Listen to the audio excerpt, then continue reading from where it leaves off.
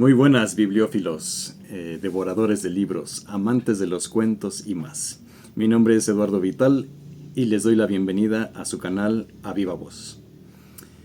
Un día como hoy, 13 de abril pero de 1844, el maestro Edgar Allan Poe publicó a modo de breaking news lo que después se conocería como el relato El Camelo del Globo o The Balloon Hoax en inglés. El maestro Poe es conocido más por sus relatos de terror y misterio. Sin embargo, también fue pionero en la ciencia ficción. Tanto es así que influyó mucho en Julio Verne, por ejemplo. No olviden darle like, comentar, suscribirse, compartir nuestros videos para que podamos hacerles más y mejor contenido. Así que sin más, vamos a ello. El Camelo del Globo. Asombrosas noticias por expreso, vía Norfolk. El Atlántico cruzado en 3 días. Notable triunfo de la máquina voladora del señor Monk Mason. La llegada a la isla de Sullivan, cerca de Charleston, Carolina del Sur, por los señores Mason, Robert Holland, Henson, Harrison Ainsworth y otros 4 pasajeros más a bordo del globo dirigible Victoria, después de una travesía de 75 horas de costa a costa. Todos los detalles del viaje. El Youth Spirit adjunto, con los titulares que le preceden en magníficas letras mayúsculas, separadas con signos de admiración, se publicó originariamente en el New York Sun, un periódico diario, con el servil propósito de proporcionar alimento indigesto a los Kidnungs durante las pocas horas que hay entre los 2 correos de Charleston. La conmoción que produjo, por ser el único diario que traía la noticia, fue más allá del prodigio, y, a decir verdad, si el Victoria no realizó el viaje reseñado, como afirman algunos, resultará difícil dar razón de por qué no lo hubiese logrado. El gran problema se ha resuelto por fin. El aire, así como la tierra y el océano, han sido sometidos por la ciencia, y se convertirán en una vía común y práctica para la humanidad. Se ha cruzado el Atlántico en globo, y sin dificultad, sin ningún gran peligro aparente, con auténtico control de la máquina y en el increíble breve periodo de 75 horas de costa a costa. Gracias al empeño de un representante de Charleston, Carolina del Sur, hemos podido ser los primeros en contar al público con detalle este extraordinario viaje, que fue realizado entre las 11 de la mañana del sábado día 6 de este mes y las 2 de la mañana del martes día 9, por Sir Everard Brinkhorst, el señor Osborne, sobrino de Lord Bentinck, el señor Monk Mason y el señor Robert Holland, aeronautas bien conocidos, el señor Harrison Ainsworth, autor de Jack Sheppard, etc., y el señor Henson, diseñador de la última máquina voladora que fracasó, y 2 marinos de Woolwich, en total 8 personas. Los detalles que se proporcionan a continuación pueden considerarse auténticos y exactos en todos los aspectos, pues, con una ligera excepción, han sido copiados verbatim de los diarios de navegación de los señores Monk Mason y Harrison Ainsworth, a cuya cortesía debe nuestro representante mucha información verbal sobre el globo en sí, su construcción y otros asuntos de interés. La única alteración en el mensaje recibido se ha realizado con el fin de dar una forma coherente e inteligible al apresurado relato de nuestro representante, el señor Forsyth. El globo. 2 fracasos recientes muy notorios de los señores Henson y Sir George Cayley habían debilitado el interés del público por el tema de la navegación aérea. El proyecto del señor Henson, que al principio se consideró factible incluso por parte de los hombres de ciencia, se fundaba en el principio de un plano inclinado, lanzado desde un promontorio por una fuerza extrínseca aplicada, y continuada después por el giro de unas paletas que en forma y cantidad parecían las aspas de un molino de viento. Pero todos los experimentos realizados con modelos a escala en la Galería Adelaide mostraron que el funcionamiento de estas paletas no solo no propulsaba la máquina, sino que en realidad impedía su vuelo. La única fuerza de propulsión que se mostraba era la del simple impulso adquirido durante el descenso por el plano inclinado. Y este impulso llevaba más lejos la máquina cuando las paletas permanecían inmóviles que cuando estaban en movimiento. un hecho que demostró suficientemente su inutilidad, y en ausencia de propulsión, que también era la potencia sustentadora, toda la estructura se veía obligada a descender. Esta observación llevó a Sir George Cayley a pensar únicamente en adaptar una hélice a algún aparato que tuviera una potencia sustentadora independiente. En una palabra, a un globo. No obstante, siendo la idea de Sir George novedosa u original, solo lo era en el modo de su aplicación a la práctica. Exhibió un modelo de su invención en el Instituto Politécnico. El principio de propulsión o potencia se aplicaba también aquí a superficies discontinuas o paletas, que se hacían girar. Estas paletas eran 4, pero se descubrió que eran completamente ineficaces para mover el globo o ayudar a su ascenso. Todo el proyecto fue un completo fracaso. Fue esta coyuntura la que hizo al señor Monck Mason, cuyo viaje de Dover a Wilbur en el globo Nassau ocasionó tanto entusiasmo en 1837, concebir la idea de emplear el principio del tornillo o hélice de Arquímedes al efecto de la propulsión en el aire, atribuyendo de un modo correcto el fracaso del diseño del señor Henson y el de Sir George Cayley a la discontinuidad de la superficie de las paletas independientes. Realizó su primer experimento público en los salones de Willis, pero posteriormente trasladó su modelo a la Galería Adelaide. Al igual que el globo de Sir George Cayley, el suyo era elipsoidal. Su longitud era de 13 pies y 6 pulgadas, su altura de 6 pies y 8 pulgadas. Contenía unos 320 pies cúbicos de gas, que si fuera hidrógeno puro, podría soportar 21 libras de peso después de su primer inflado, antes de que el gas tuviese tiempo de deteriorarse o escapar. El peso total de la máquina y del aparato era de 17 libras, dejando un margen de 4 libras. Por debajo del centro del globo había una estructura de madera ligera, de unos 9 pies de longitud, y estaba unida al globo mediante una red como las que se acostumbran a usar para ese fin. A esa estructura se suspendió una barquilla de mimbre. La hélice consiste en un eje de latón hueco de 18 pulgadas de longitud, a través del cual, sobre una semiespiral inclinada a 15 grados, pasa una serie de radios de acero de 2 pies de longitud, que se proyectan a 1 pie de distancia a cada lado. Estos radios están unidos en los extremos exteriores por 2 tiras de alambre plano, constituyendo de esta forma el armazón de la hélice, que se completa con una funda de seda impermeabilizada, cortada en oblicuo, y ajustada de modo que presente una superficie tolerablemente uniforme. En cada extremo del eje, esta hélice se encuentra apoyada en pilares de latón hueco que descienden del armazón superior.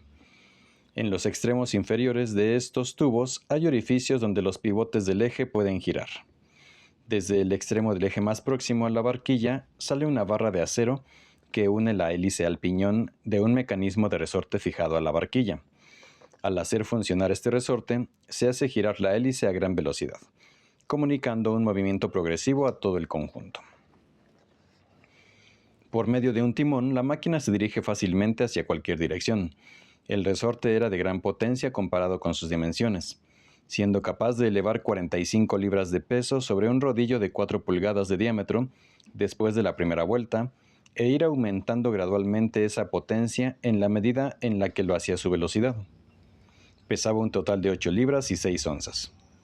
El timón era de una estructura ligera de caña cubierta de seda, con una forma parecida a la de una raqueta, y medía unos 3 pies de longitud y 1 pie en su parte más ancha.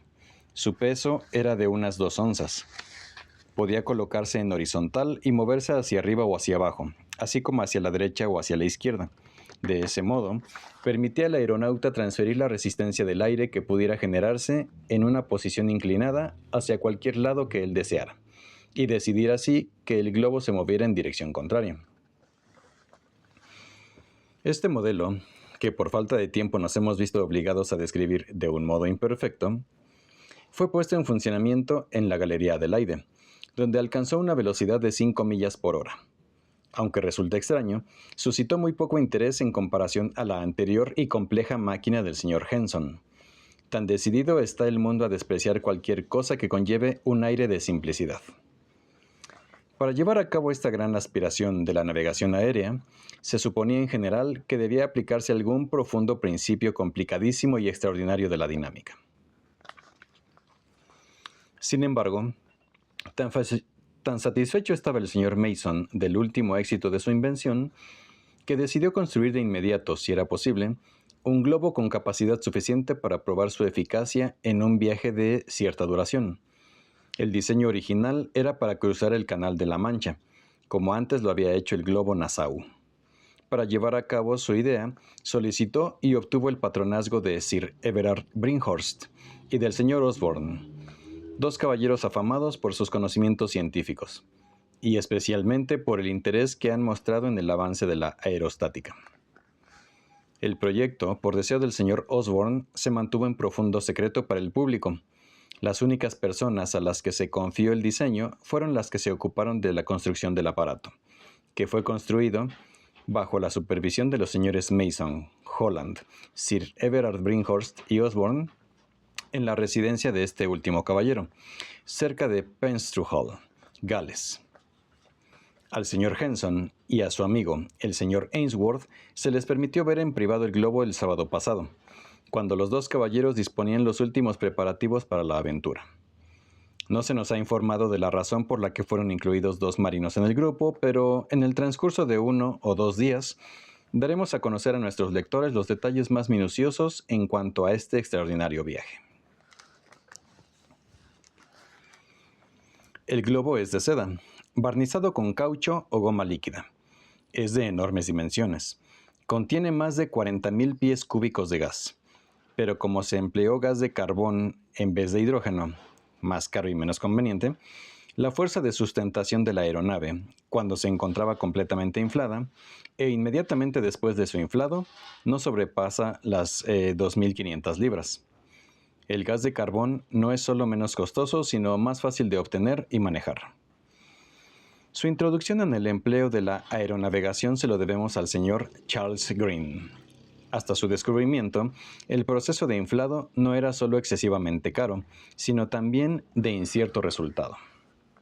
2 e incluso 3 días era lo que solía tardarse en fútiles tentativas de procurar hidrógeno suficiente para llenar un globo, del cual tiene gran tendencia a escapar debido a su extrema tenuidad y a su afinidad con la atmósfera que le rodea.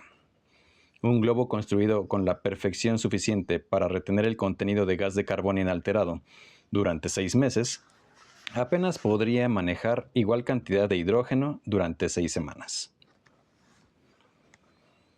Estimándose la fuerza sustentadora en 2.500 libras y la suma del peso de los pasajeros en unas 1.200, quedaba un excedente de 1.300, de las cuales 1.200 de nuevo se emplearon en lastre, preparado con sacos de diferentes tamaños, con sus respectivos pesos marcados sobre ellos.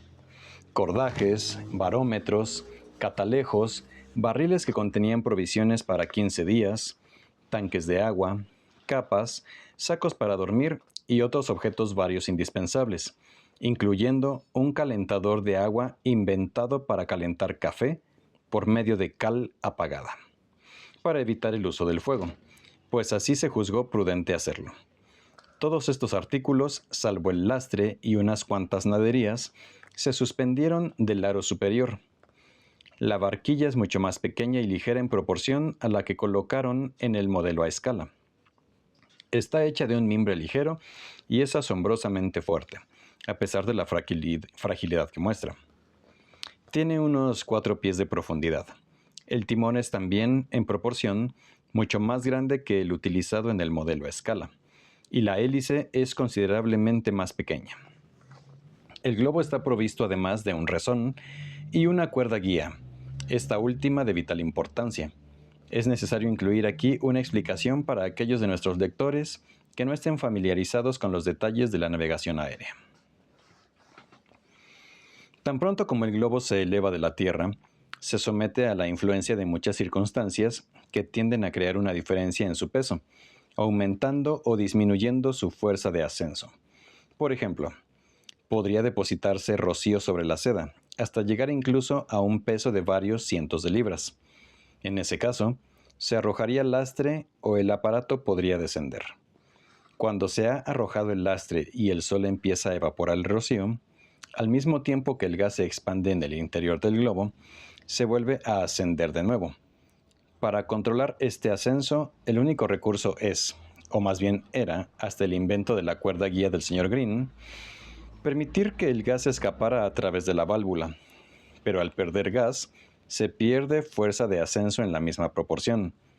Por tanto, en un periodo de tiempo relativamente breve, el globo mejor construido agotaría todos sus recursos y descendería hacia tierra. Este era el gran obstáculo de los viajes a larga distancia.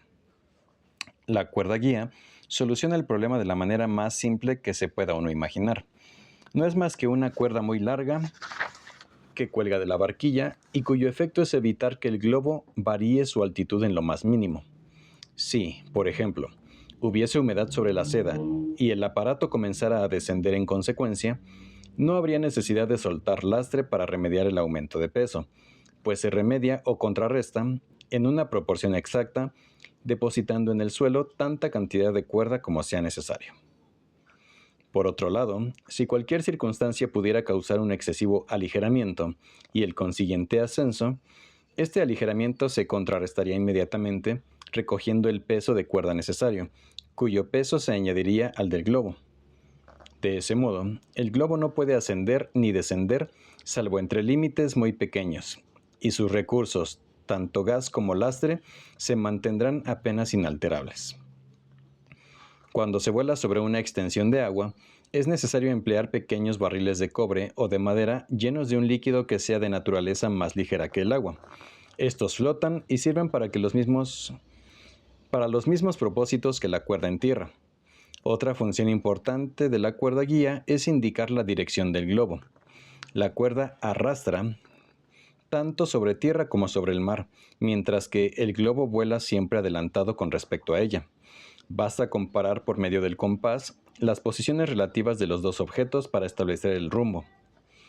Del mismo modo, el ángulo formado por la cuerda y el eje vertical del aparato indica su velocidad. Cuando no hay ángulo, en otras palabras, cuando la cuerda cuelga en perpendicular, todo el aparato se encuentra estacionario.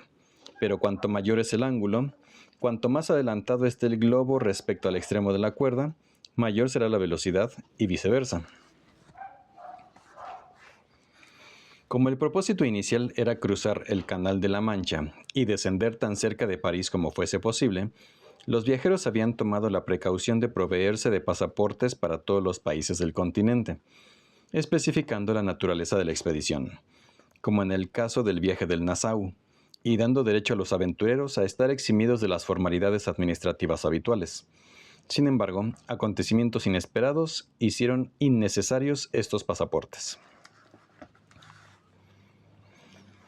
El inflado empezó a realizarse en secreto durante el amanecer del sábado día 6 del corriente, en el patio de Wilbur House, en la residencia del señor Osborne, a 1 milla de Penstrew Hall, en el norte de Gales.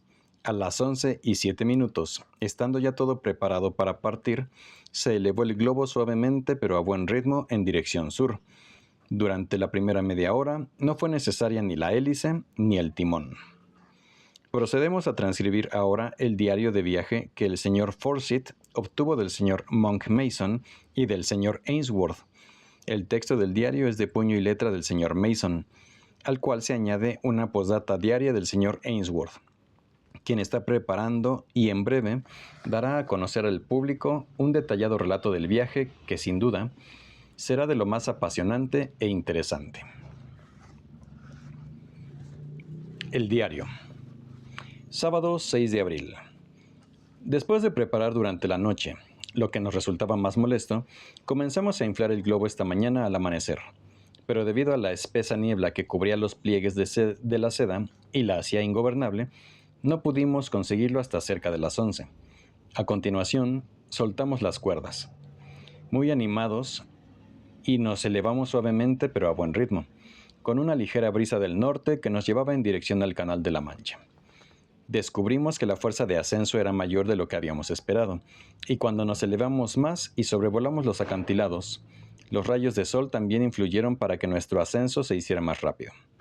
Sin embargo, yo no deseaba perder gas al principio de nuestra aventura, así que decidimos seguir ascendiendo. Pronto recogimos nuestra cuerda guía, pero incluso cuando ya no tocaba tierra, aún ascendíamos muy rápidamente. El globo se mantenía muy estable y parecía hermoso. 10 minutos después de partir, el barómetro indicaba una altitud de 15.000 pies. El tiempo era excelente y la vista del terreno subyacente, uno de los más románticos que he visto desde cualquier punto, era especialmente sublime. Los numerosos desfiladeros, profundos, presentaban el aspecto de lagos debido a los densos vapores que los llenaban, y los picos y peñascos del sureste, amontonados en inextricable confusión, parecían las gigantescas ciudades de las fábulas orientales. Nos aproximábamos rápidamente a las montañas del sur, pero nuestra elevación era más que suficiente para permitirnos pasarlas a salvo. En unos minutos las sobrevolamos con toda distinción. El señor Ainsworth y los dos marinos se sorprendieron de su aparente carencia de altitud vistas desde la barquilla, ya que la tendencia de la gran elevación de un globo es a reducir las irregularidades de la superficie de la Tierra, hasta llegar prácticamente a no mostrar ningún desnivel. A las 11:30 aún nos dirigíamos hacia el sur y contemplamos por primera vez el canal de Bristol. 15 minutos después, la línea de rompientes de la costa se hallaba justo debajo de nosotros y salíamos hacia el mar. Decidimos entonces soltar gas suficiente para meter en el agua nuestra cuerda guía y las boyas atadas a ella. Se hizo enseguida y comenzamos un descenso gradual. En unos 20 minutos nuestra primera boya cayó al agua y el contacto de la segunda poco después nos hizo mantener una elevación estable. Estábamos todos ansiosos por probar la eficacia del timón y de la hélice y pusimos a ambas a funcionar con el propósito de variar nuestra dirección más hacia el este, en dirección a París. Por medio del timón se realizó al instante el cambio de dirección necesario y nuestro rumbo casi formaba ángulo recto con el viento. Después pusimos en movimiento el resorte de la hélice y nos alegramos al comprobar que nos propulsaba exactamente como deseábamos. Lanzamos 9 ovaciones de alegría por ello y dejamos caer al mar una botella que contenía un pergamino donde relatábamos brevemente el principio de la invención. Sin embargo, apenas habíamos terminado de expresar nuestra alegría, ocurrió un accidente imprevisto que nos desanimó mucho. De repente, la barra de acero que unía el resorte a la hélice se salió de su sitio en la barquilla, debido al balanceo de esta causado por el movimiento de uno de los dos marinos que habían embarcado con nosotros, y en un instante quedó colgando del pivote del eje de la hélice, balanceándose y lejos de nuestro alcance. Mientras intentábamos recuperarlo, con nuestra atención absorta por completo en ello, nos vimos envueltos en una fuerte corriente de viento del este, que nos llevó con una fuerza creciente hacia el Atlántico. Pronto nos encontramos volando hacia el mar a un promedio que ciertamente no era inferior a 50 o 60 millas por hora, así que llegamos a Cape Clear, a unas 40 millas al norte, antes de haber asegurado la barra y de tener tiempo para pensar qué estaba sucediendo. Fue en ese momento cuando el señor Ainsworth hizo una propuesta extraordinaria, pero que a mí no me resultaba irrazonable o quimérica, la cual fue secundada al instante por el señor Holland. Deberíamos aprovechar el fuerte viento que nos llevaba y, en lugar de retroceder hacia París, intentar alcanzar la costa norteamericana. Después de una breve reflexión, yo expresé mi consentimiento a esta audaz proposición, que, aunque resulta extraño, solo se encontró con la objeción de los dos marinos. Sin embargo, aunque fuésemos mayoría, dominamos sus temores y mantuvimos nuestro rumbo con resolución. Nos dirigimos, pues, hacia el oeste, pero como el arrastre de las boyas nos impedía el avance y teníamos el globo completamente dominado, tanto en su ascenso como en su descenso, arrojamos primero 50 libras de lastre y después enrollamos la cuerda, con la ayuda de un torno, hasta sacarla del mar. Advertimos de inmediato el efecto de esta maniobra en el gran aumento del ritmo de avance, y como el viento seguía, volamos a una velocidad casi inconcebible. La cuerda guía flotaba detrás de la barquilla, como el gallardete de un navío. No es necesario decir que un breve periodo de tiempo nos bastó para perder de vista la costa. Pasamos por encima de innumerables embarcaciones de todas clases. algunas de las cuales se esforzaban por navegar de bolina, pero la mayoría no se movían.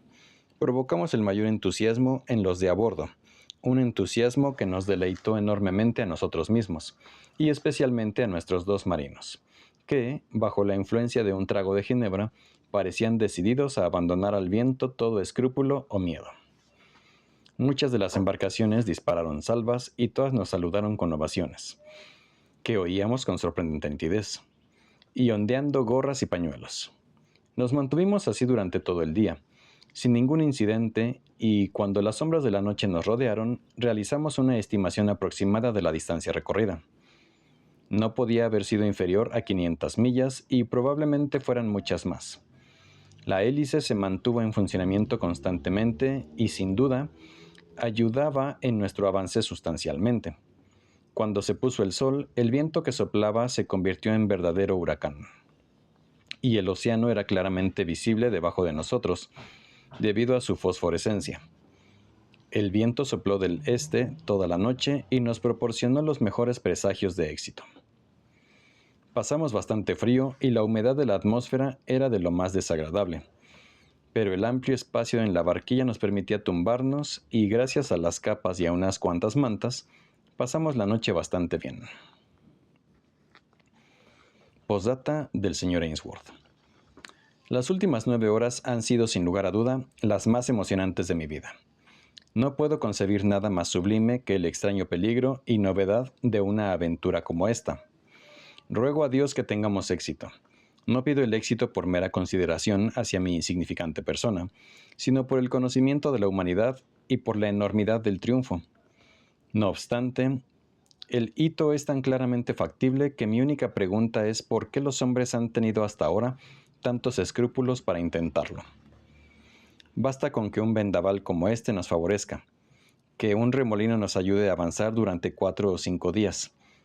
Estos vendavales suelen durar más, para que el viajero sea llevado fácilmente de costa a costa en ese periodo. Con un viento hacia la vista, el amplio Atlántico se convierte en un simple lago. Me sorprende ahora más el supremo silencio que reina en el mar debajo de nosotros, a pesar de su agitación, que cualquier otro fenómeno que se presentara. Las aguas no elevan su voz hacia los cielos.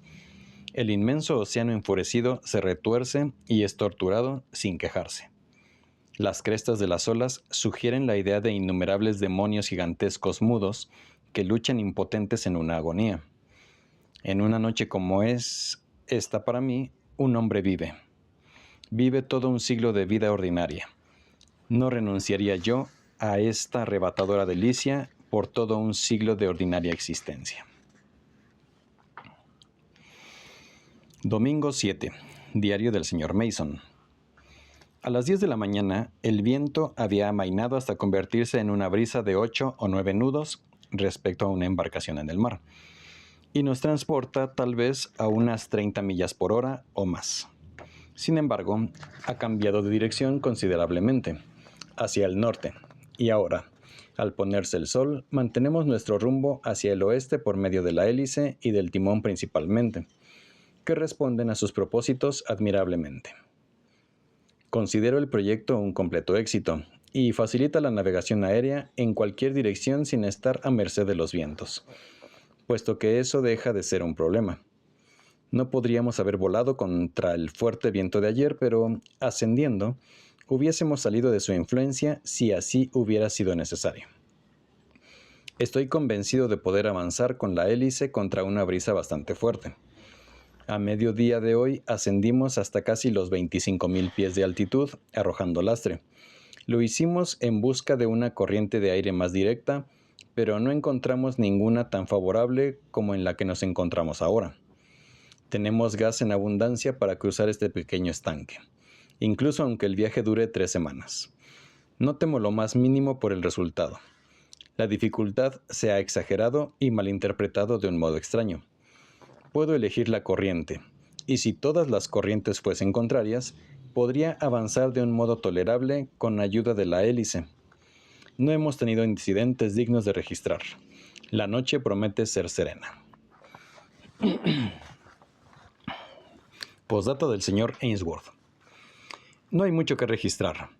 excepto el hecho, para mí bastante sorprendente, de que, a una altitud igual a la del Cotopaxi, no experimenté ni un frío muy intenso, ni dolor de cabeza, ni dificultad para respirar. Tampoco los señores Mason, Holland y Sir Everard. El señor Osborne se quejó de cierta opresión en el pecho, pero desapareció pronto. Hemos volado a buen ritmo durante el día y debemos hallarnos en medio del Atlántico. Hemos sobrevolado por encima de 20 o 30 embarcaciones de varios tipos y todas parecían agradablemente asombradas. Cruzar el océano en un globo no es una hazaña tan difícil después de todo. Omne ignotum pro magnifico. Memo. A 25.000 pies de altitud el cielo parece prácticamente negro y las estrellas se ven con toda claridad, mientras que el mar no parece convexo, como alguno podría suponer, sino absoluta e inequívocamente cóncavo. Lunes 8. Diario del señor Mason. Esta mañana de nuevo hemos tenido algún pequeño problema con la barra de la hélice, que deberá ser completamente remodelada por temor a un accidente. Me refiero a la barra de acero, no a las paletas. Estas últimas no podrían mejorarse más. El viento ha soplado constantemente y con fuerza desde el noreste, durante todo el día y hasta ahora parece ser que la fortuna nos favorece. Justo al amanecer a todos nos alarmaron unos extraños ruidos y sacudidas en el globo, acompañados del aparente descenso rápido de todo el aparato. Estos fenómenos fueron ocasionados por la expansión del gas al aumentar el calor en la atmósfera y la consiguiente ruptura de las diminutas partículas de hielo que se habían incrustado en la red durante la noche. Arrojamos varias botellas a las embarcaciones. Vimos que una de ellas era recogida por un gran barco, probablemente uno de los paquebotes de Nueva York. Intentamos leer su nombre, pero no pudimos estar seguros de él. Con ayuda del catalejo del señor Osborne, leímos algo parecido a Atalanta. Ahora son las 12 de la noche y aún nos dirigimos con rapidez hacia el oeste. El mar está particularmente fosforescente. Posdata del señor Ainsworth.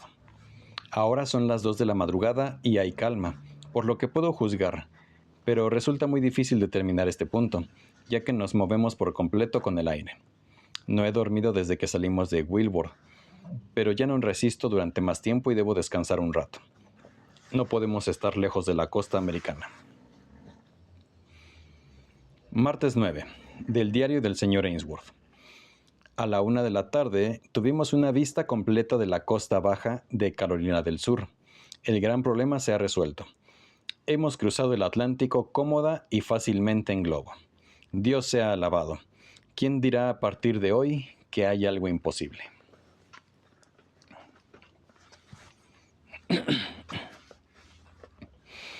Aquí termina el diario. No obstante, el señor Ainsworth comunicó algunos detalles del descenso al señor Forsyth. El tiempo estaba muy calmado cuando los viajeros tuvieron a la vista la costa, que fue inmediatamente reconocida por los dos marinos y por el señor Osborne. Al tener conocidos en Fuerte Moultrie este último caballero, decidieron de inmediato descender en sus inmediaciones. El globo fue conducido a la playa. Había marea baja y la arena era dura, lisa y admirablemente adecuada para un descenso. Se soltó el rezón y enseguida quedó afirmado. Naturalmente, los habitantes de la isla y del fuerte se aglomeraron para ver el globo, pero resultó muy difícil que cualquiera de ellos creyera que el viaje en realidad había consistido en cruzar el Atlántico. El rezón se hincó en tierra a las 2 en punto de la tarde. Por consiguiente, el viaje se había completado en 75 horas, o tal vez menos, contando de costa a costa. No ocurrió ningún accidente serio. No se corrió ningún peligro real en ningún momento. El globo se desinfló sin problema y cuando el diario del cual hemos extraído esta narración fue despachado en Charleston, los viajeros aún se hallaban en Fuerte Moultrie. No se han determinado sus intenciones futuras, pero podemos prometer a nuestros lectores información adicional el próximo lunes o a más tardar en el transcurso del día siguiente.